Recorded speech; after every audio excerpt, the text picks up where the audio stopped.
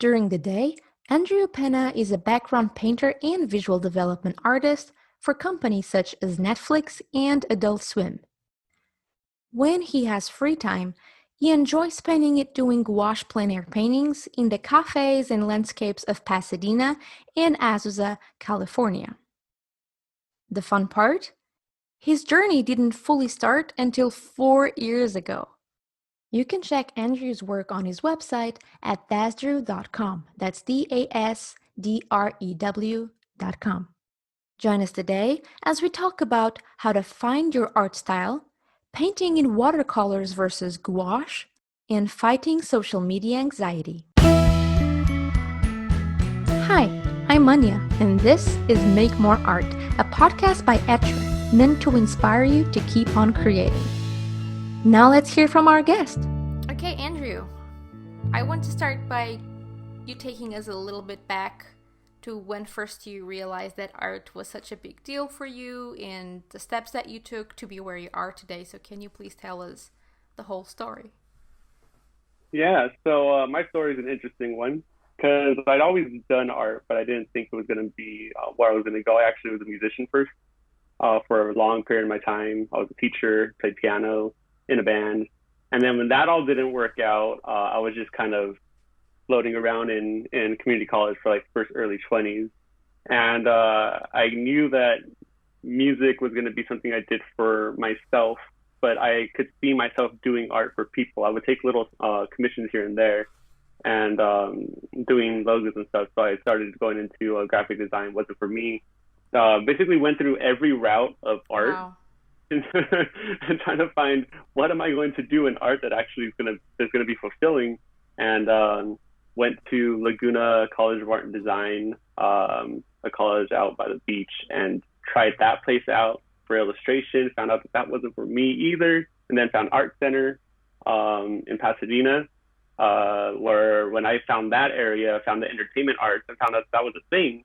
Because for me, you know, being 30 now, when I first started looking at art as a career, there wasn't nearly as much as there is out there now for anybody that's like 18 coming out of high school. It's like, wow, all of my star people I look up to, artists, they all have workshops and their art online and Instagram and ArtStation and so much stuff they can pull from to figure out what exactly exists to be an artist. But if you told anyone back then, for me in my little city and the people I knew, that I wanted to be an artist, they're like, oh, you're gonna be a graphic designer. So I had to really take the journey to find where I wanted to be. And I would say it was like 25, 26, and I finally found that I wanted to be in entertainment arts, and I wanted to be 4 years in ago? yeah, 4 years ago. Like, and we're not even at painting. I mean, painting, I really only started 2 years ago, like really heavily. Painting traditionally, plein air painting was probably 2 to 3 if I'm pushing it, of like finding that I love doing that.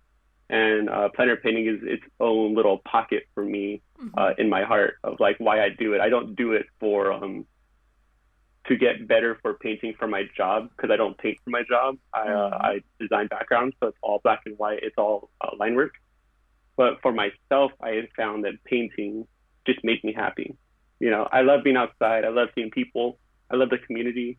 And I found that having a source to just paint for myself gave me the energy I needed to go to work for 8 hours and draw and work on that. Because even though I'm drawing, even though I'm doing art, and everyone's like, you're doing your passion, it's still a job. Yeah. You know, and after a month straight of drawing backgrounds, 3 to 4 backgrounds a day, I'm brain dead if I don't have another option. So I found plein air painting, and I didn't think it was going to take me where I am now. You know, being on this podcast with you and the book that I had and everything, that all kind of came along. And by the book, you're talking about your most recent Kickstarter campaign that got successfully funded. Yeah, the Kickstarter ins and outs and the small things. The 2 books with like all my plein air paintings. There was never a goal to painting, plein air painting. I just really love doing it. So I try to keep that separate from work and from like a purpose in terms of bettering my skill. Painting is just for fun. Yeah, so basically you're an artist whose hobby is doing more art. Yeah. And then when I get tired of all that, I play guitar. Okay, there you go. You're creative in and out. Oh my goodness. Um, so you tried a bunch of different creative routes, but how did that exactly go? So you looked into it and then saw like roughly if it was for you or not, or did you actually take classes on everything? How did that exploration come about? Well, I took classes for graphic design because, again, coming from nobody around me doing art, like I was in uh, how do you say, like a little fish in a little pond, and I hadn't Mm-hmm. made it yet. Like I was just the only artist I knew, and I didn't know how to make money with art. I mean, I knew there was animation, but I didn't know how to get into it. I knew there was illustration, and all I knew was, since I was in a band, was album artwork and graphic design. That's all I could think of when where to put my art if I did art for a living. And I drew some really weird stuff, like really weird cartoons, really weird like characters that like wouldn't get me hired nowadays because I thought it was awesome. I got into graffiti. I would legal graffiti. Okay, okay. Good to know. uh, Doing walls and murals with a friend who wasn't doing it legally, and he got me into spray painting and graffiti, which got me super into color and art and painting. And so I wanted to do something with it, Mm-hmm. and not knowing anybody that knew what to do with that, they're like, "Well, graphic design makes money," Yeah. so that's why the first outlet was graphic design, and I hated it. Uh-huh. It just wasn't it just felt like another job, like what we were doing in class, what it would be doing later. I like the skills I got from it. I still think a lot of the skills I use in my job now come from graphic design, which Yeah. is funny. And it shows in my book. Again, the Kickstarter book, knowing how to make that myself The comes editorial from part skills and I learned way back then. yeah. Um, and then, like I said, that I didn't know what I could do with it, and I met somebody in the graphic design class, actually in a figure drawing class, um, in the community college, that told me about LCAD, told Mm-hmm. me about illustration. I'm like, that's a thing. So I learned about illustration, learned that that might be where I want to go, went for illustration, and again, still wasn't exactly my calling. I did it, it was closer, but it wasn't where I wanted to be. And then at LCAD, I had roommates that were all going to the same school, Mm-hmm. and they were all talking about art center, and they talked about entertainment design. And I didn't know that was a thing until, again, like 4 years ago, that entertainment design was a path.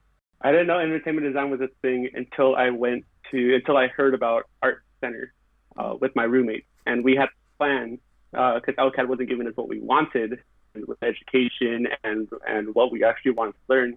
We had this plan to go to art center, and art center had a entertainment design was tough to get into uh, compared to some of the other um, the other majors that they have there. Mm-hmm. And so I actually had a year left to graduate from LCAD, just 1 year.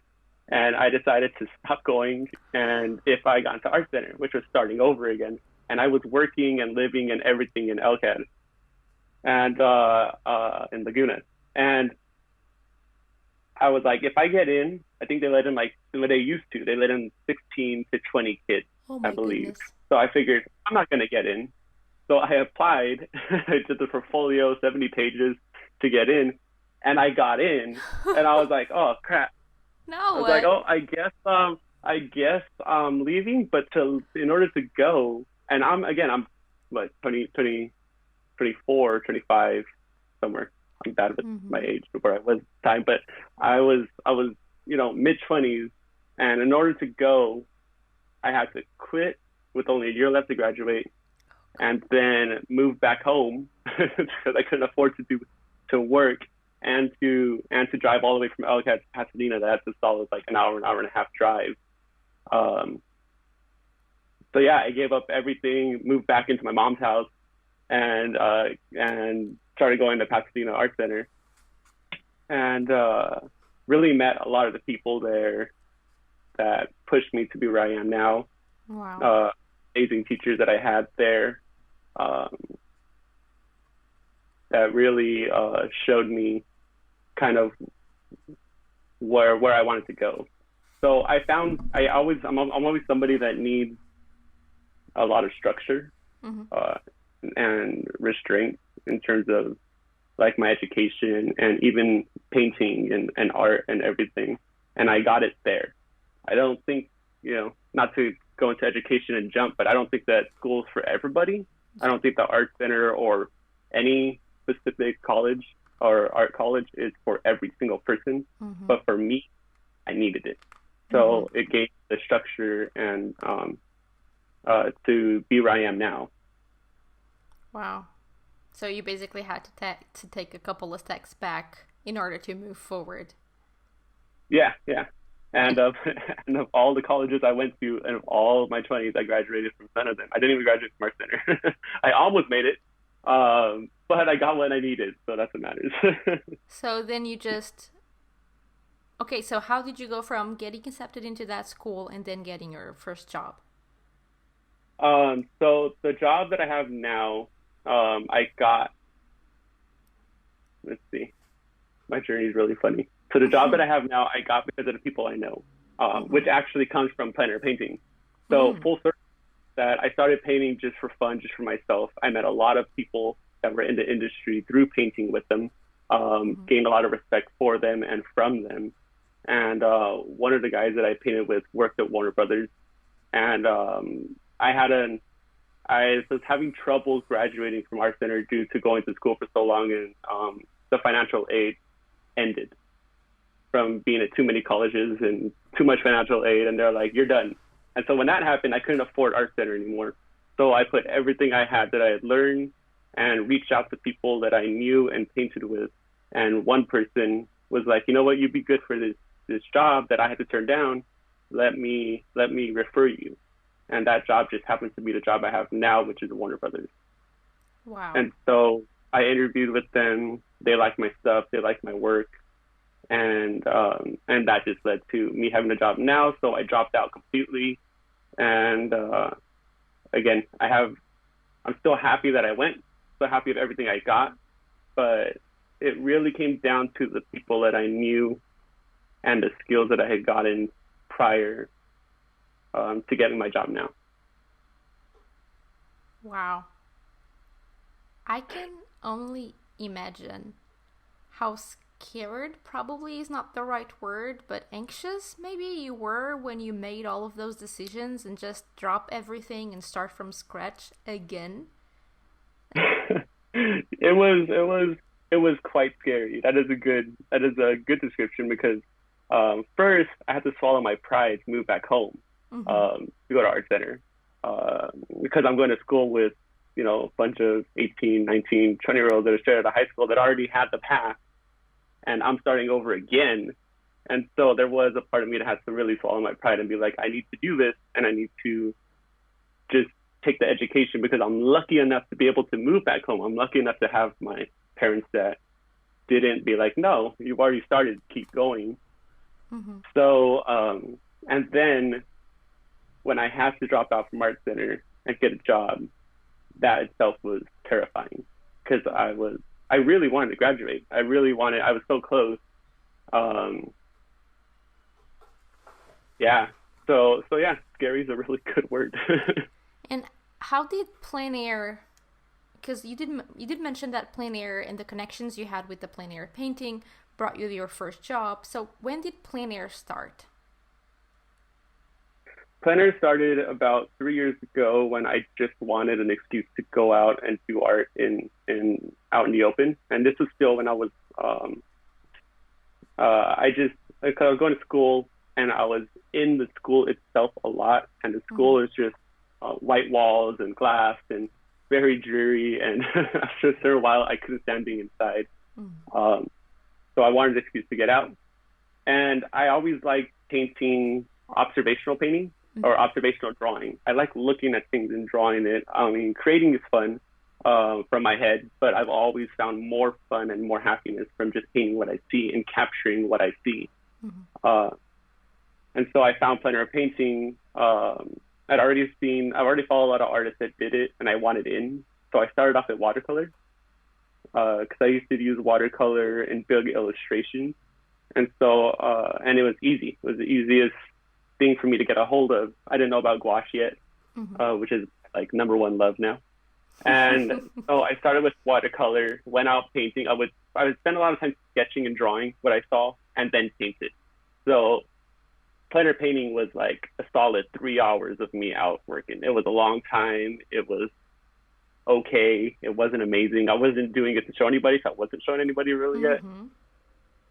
And then I kind of started finding that this made me more happy than working. I never liked digital art. I mean, I do it now, but I never found happiness in that before. And so I wanted to be able to traditionally paint. So I started plein air painting. And then I took a class about a year after with Mike Hernandez, who was a teacher at Art Center, and he taught gouache painting.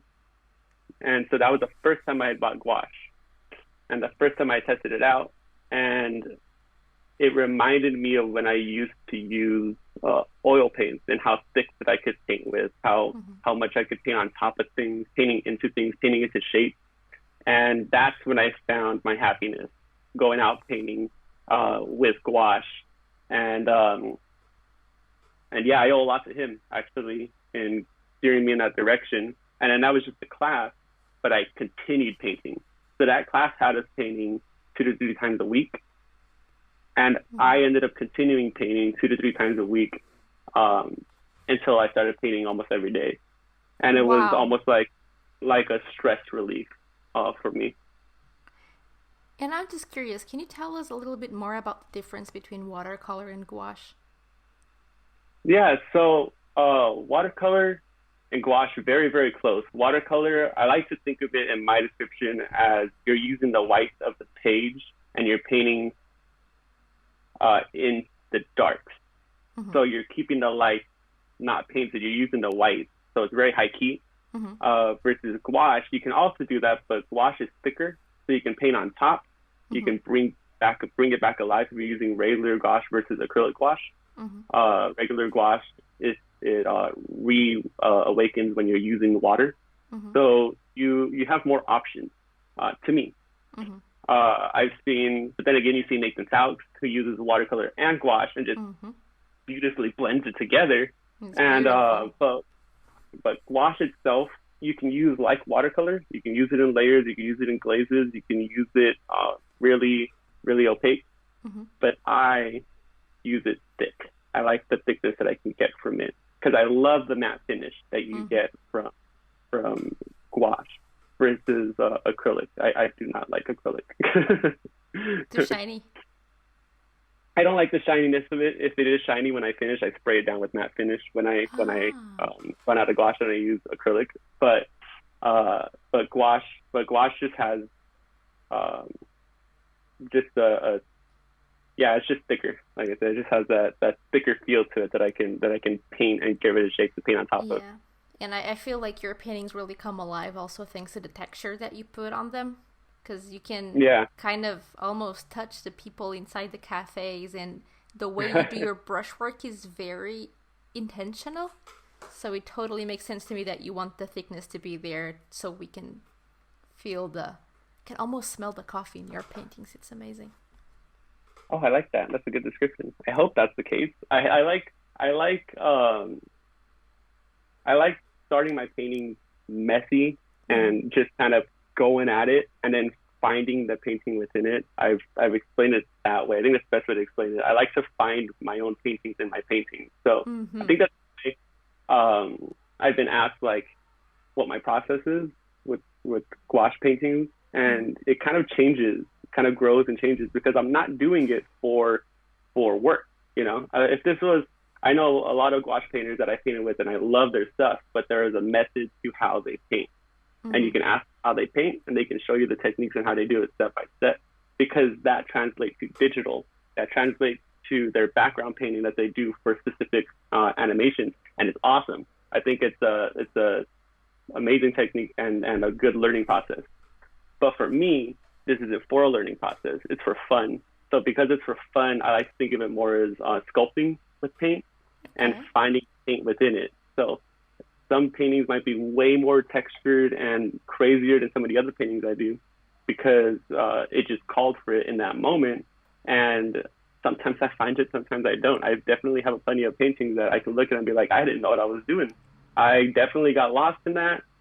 Way too much texture. And then there's other ones that were at that point, and I found it from hitting the right contrast or hitting the right lights or hitting the right dark. And I'm unsure about it, but I post it anyways, and people are like, they give me a reaction, because they see what I was going for. So yeah, for me, it's more about finding the painting as I'm doing it. Wow.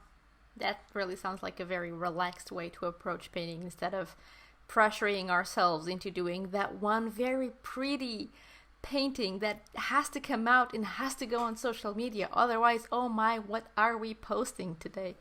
Yeah. So much pressure. Yeah, you're posting every day, pretty much. It's amazing.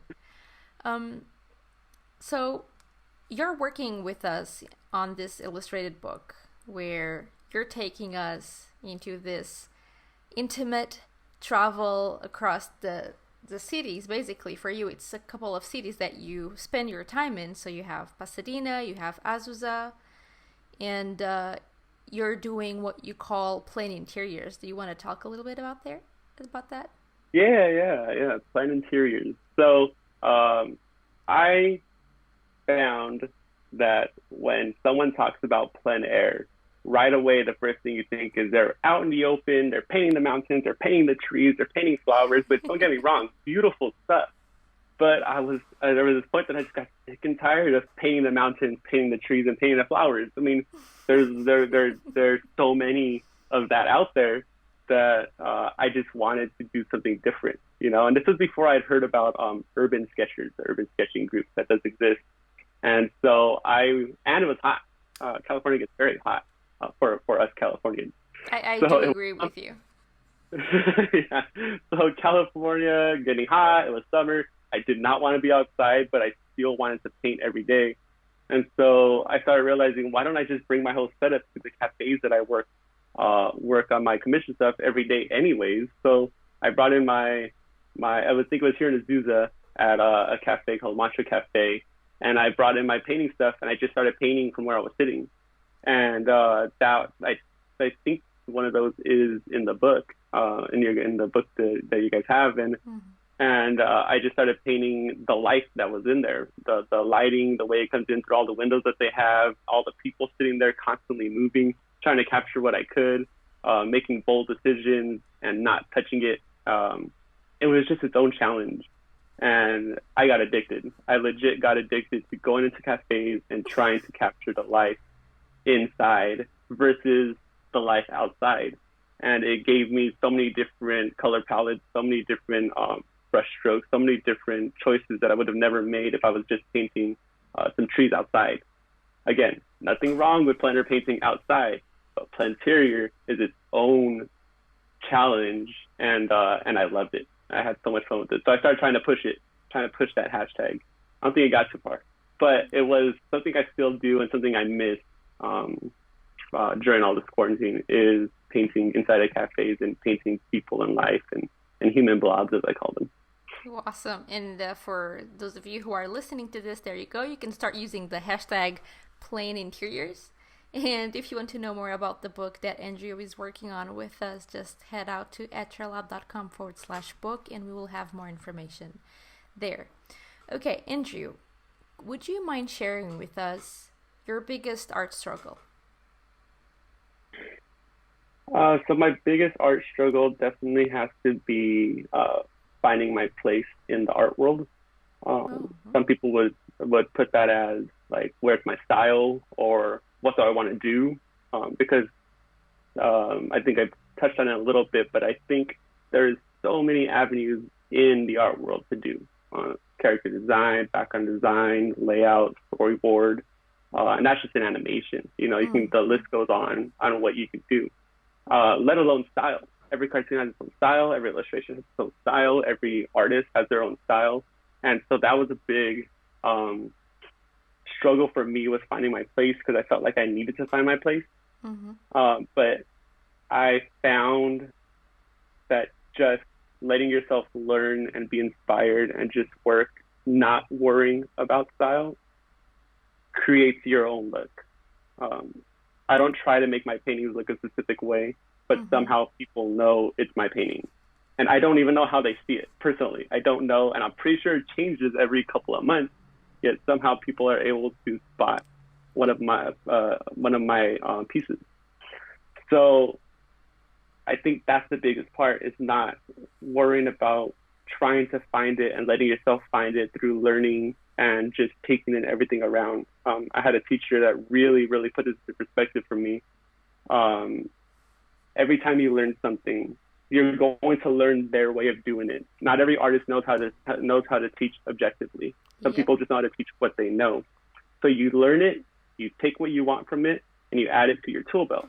And after 5, 6, 7 artists, different teachers over the years, you just have this tool belt of stuff you like from every specific one of them. None of them are wrong, but it's not you. And then you end up having this little tool belt of what you like, and then you use that to make your art. And then out of nowhere, you have a style, or you have a look, or you have a place in the art community. Exactly. I find it fascinating what you're saying, because I heard this story about this guy who was drawing terribly. Like, his foundations were lacking. And one of his teachers told him, like, hey, this is, like, you're trying to portray this texture, whatever it was, and this is not coming out correctly. We need to work on this. And he just said, oh, no, this is my style.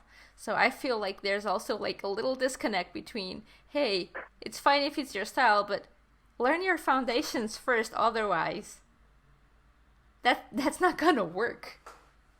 That's called an excuse. That's called an excuse that I've used. I think we've all used it as artists, because it's so close to us. Every piece is like our baby, And when we think we have a look before we've allowed ourselves to learn, then we don't want to admit that our baby doesn't have foundation. Our baby doesn't have bones. Our baby is beautiful, but your baby is beautiful in your own way, but it still needs the bones. It's like learning how. I mean, my first language is Portuguese, it's not English, but I feel like somehow it's like when you're trying to learn a new language, you're trying to nail the accent before you have the vocabulary to speak. It's kind of like that. So learn your ABC, guys, and then your style comes find you. I completely agree with what you just said, Andrew. What do you say that made you grow the most as an artist?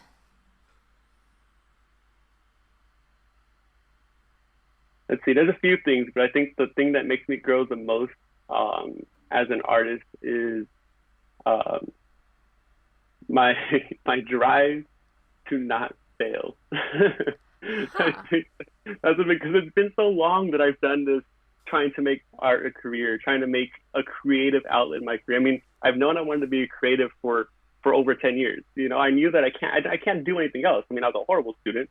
I was not the best college student. I didn't graduate from anywhere. So I know that the creative world is my life. I know that that's what I want to do. But anyone can tell you it's not an easy field to get into.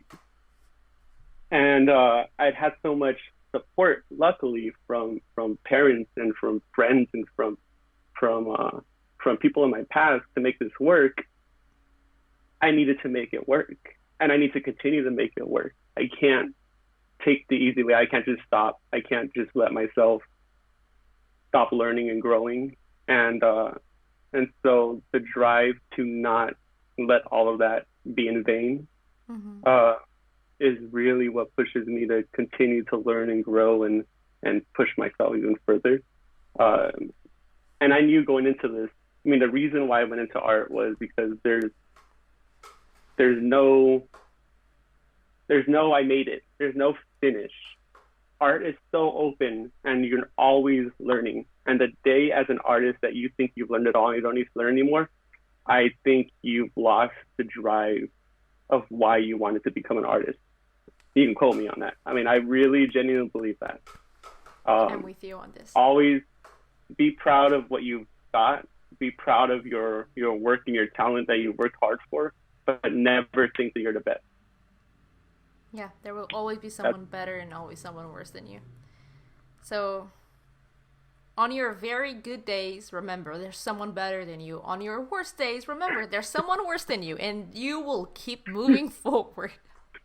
Just ride that middle, just ride that middle of liking what you're doing, but knowing that there's more to grow. And then, then there's no end. There's always something to strive to. I need something to strive to. I don't want to stop wanting to be better. That's really why I do what I do. How do you know how to get better? I think it depends on what I'm feeling like I'm lacking, what I'm lacking in, or a new avenue where I want to go into. So with my job, with where I do layout, background design, I know that I can learn to be a bit looser with my artwork that I do for them in terms of being more, how would you say, not holding straight to the perspective grid and drawing specifically in what you see and being able to loosen things up. So it's kind of the same as knowing your foundations and then breaking them. So I know that. So I work on that constantly when I'm working. Versus my painting, for me, in terms of getting better, I don't think that I'm the best. So I think I can constantly be better. I can constantly have better brushstrokes. I can constantly learn how to group my shapes better. My lighting can always be better. My brushstrokes can be even more deliberate, not loose binding brushstrokes, but deliberate brushstrokes. And definitely seeing other artists, master artists, people that have been out there even longer and seeing their stuff definitely pushes me. So wonderful. Before we wrap up the interview, do you have any last words of encouragement to our listeners? Anything you'd like to add? I think right now it's tough with social media making you feel like you're not doing enough. I find that a lot of people I talk to, and even myself, sometimes I give into the anxiety. I actually have a lot of anxiety, and I've just learned that in my early 30s, that anxiety is a thing and that I have it. And it's something that I've learned to respond from seeing other artists constantly post or constantly put themselves out there, constantly putting their best work and or having 5 projects at once. And I feel the pressure to do more and not to let myself just relax and take time for myself and know that I'm doing enough, and that social media is still one face to it, and there's a lot more that we don't see. And so I think that as an artist today, you need to drive, but you shouldn't allow social media to make the decisions on what on your artwork. It shouldn't be the reason, I say that as someone that posts every day, but I think that needs an explanation before I log off. And I post every day because I paint every day. I don't paint every day to post every day. And I post every day because I don't care if my painting is at 100 or at 10 on the scale. I post because I'm proud that I painted that day, and I just put it out there. And I want people to see that. I want people to see that I don't care if I get 300, 1,000, whatever the likes are. I don't look at that. And I got rid of that, which is the best thing ever. Yeah, I don't look at likes anymore. I don't look at that. And that's not why I post. I post, again, because I'm proud that I painted that day. Because I painted that day and it makes me happy. So I put it out there. And that's it. That's the only reason I post every day. I don't post for any other excuse for that reason. And if you don't want to post every day, I completely applaud you, and I think that's perfectly fine. I know plenty of people that just take breaks from it and disappear for 3 months. Like, do what's good for you. And I'm sure you're doing something right because you have over 10,000 followers. So I know, I don't know where that came from, but I'm very thankful for all of you. Andrew shared with us how he had to quit one school and start fresh in another to get to where he is today. Have you ever had to start something from scratch in order to get to your goal? How did you power through? Tell us your story in the comments section of the post associated with this episode at etchrlab.com/Andrew. That's etchrlab.com/ANDREW. Like the podcast? Help us support the show by subscribing and giving us a 5-star rating and review on Apple Podcasts at etchrlab.com/go/Apple. See you in the next episode, and until then, let's make more art!